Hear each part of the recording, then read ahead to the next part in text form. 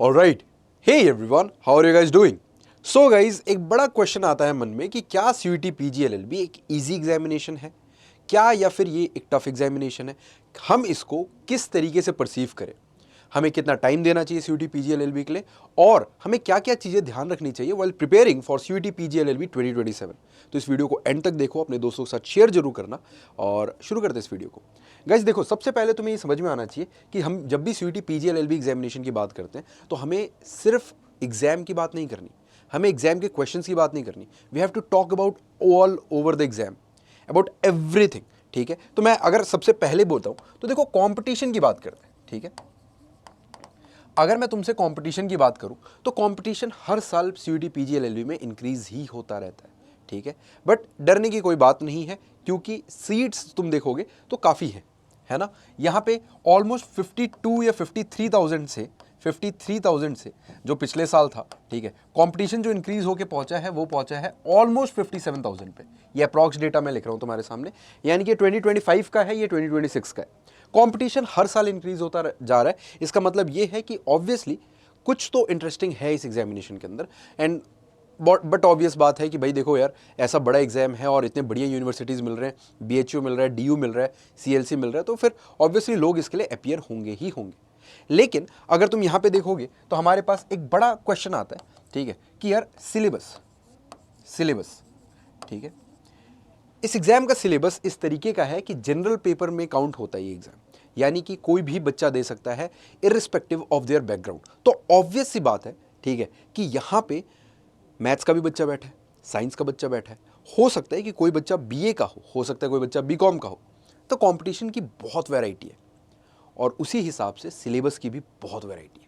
तुम देखोगे यहाँ पे मेजरली तुम्हारे पास 5 सब्जेक्ट पूछे जाते हैं, ठीक है, जिसके अंदर तुम्हारा क्वांट्स का सेक्शन आता है, ठीक है, फिर लॉजिकल रीजनिंग का सेक्शन आता है, उसके बाद इंग्लिश का सेक्शन आता है, उसके बाद हमारे पास इंग्लिश के साथ साथ हिंदी भी चलता है, ठीक है, फिर हमारे पास जीके करंट अफेयर्स का सेक्शन आता है, ठीक है, और एक लास्ट सेक्शन आता है कंप्यूटर साइंस का, कंप्यूटर बेसिक्स जिसे कहा जाता है। तो 5 मेजर सेक्शंस आते हैं और यहां से तुम्हारे पास 75 क्वेश्चंस बनते हैं यहाँ पे। ठीक है, तो ऑब्वियस सी बात है यार, जब 5 इतना मतलब सिलेबस, पता है तुम्हें सिलेबस में कितने टॉपिक्स मेंशन्ड है? कितने टॉपिक्स मेंशन्ड है? टोटल 70 टॉपिक्स सिर्फ हैं। ठीक है, अगर तुम ऐसा सोचो कि यार अच्छा ठीक है, परसेंटेज जैसा टॉपिक है उसको तुम एक दिन में कंप्लीट करने की कोशिश करो, it is not going to happen. ठीक है, तुम एक टॉपिक को 2 दिन, मतलब ये सोचो कि physics as a topic mentioned है, it is not mentioned as a subject, topic mentioned है। ठीक है, तो फिजिक्स के अंदर करने में कितना टाइम लगेगा? यानी कि ऑब्वियस सी बात है, यहां पे ये जो टाइम पीरियड है इन 70 टॉपिक को करने के लिए, मिनिमम एक टॉपिक को अगर तुम 3 दिन भी देते हो तो यू नीड 210 डेज। और 210 डेज कितना हो जाता है हमारे पास? कितना हो जाता है? यानी कि टोटल भैया अभी तो 7 महीने मेरे को सूखे सूखे दिख रहे हैं जब हमें सिलेबस कंप्लीट करने में लगेंगे। उसके बाद PYQs, mock test, practice, and then you'll go for the real examination, जो कि अगले साल होने वाला है।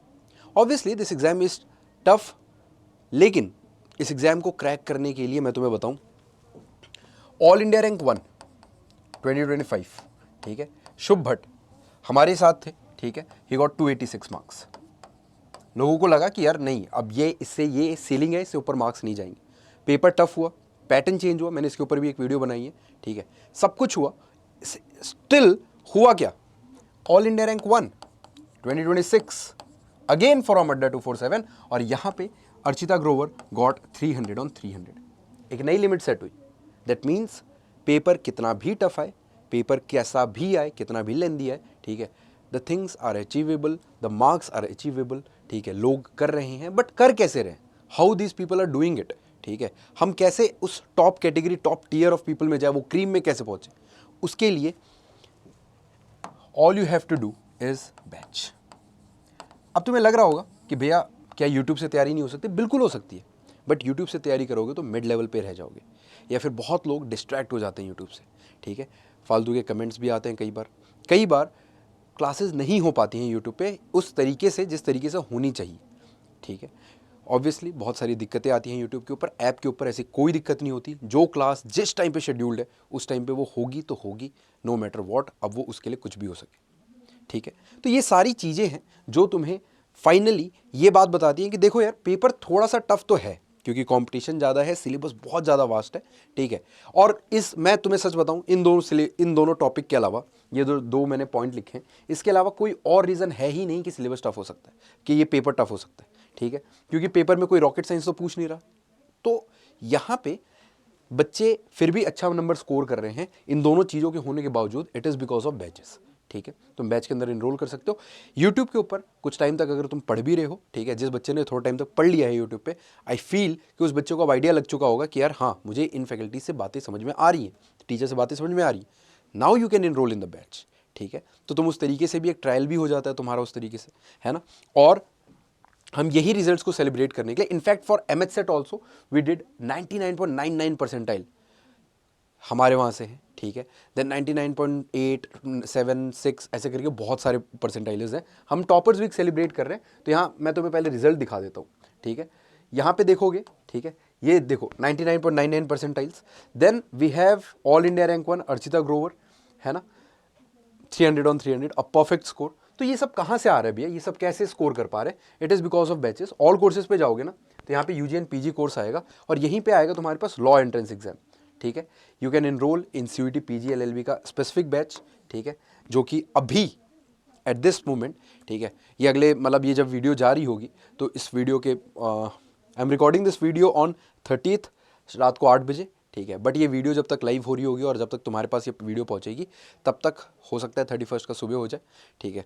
लेकिन उस दिन रात तक, यानी कि एक दिन 12 घंटे 24 घंटे का टाइम है तुम्हारे पास, द सेल विल एंड, ठीक है। और यहाँ पे you guys can do what, कि भाई तुम किसी भी बैच के अंदर इनरोल कर सकते हो। शिखर बैच इज़ फॉर यू, ठीक है। वरना तुम लॉ महापैक के अंदर भी इनरोल कर सकते हो। अगर शिखर बैच के अंदर इनरोल करना है, एक स्पेसिफिक बैच चाहिए, ठीक है, तो यहाँ पे कोड लगा सकते हो। द कोड इज अतुल40, ATUL40, और एंटर करोगे, प्राइजेस और कम हो जाएंगे। 7944 में कोई तैयारी नहीं करा रहा इतने बढ़िया तरीके से, तुम्हें हर एक चीज़ मिल जाएगी। You will get e books वगैरह एवरीथिंग, कोई चीज़ अलग से परचेज करने की जरूरत नहीं पड़ेगी। दिए गए नंबर पे नीचे कॉल कर सकते हो।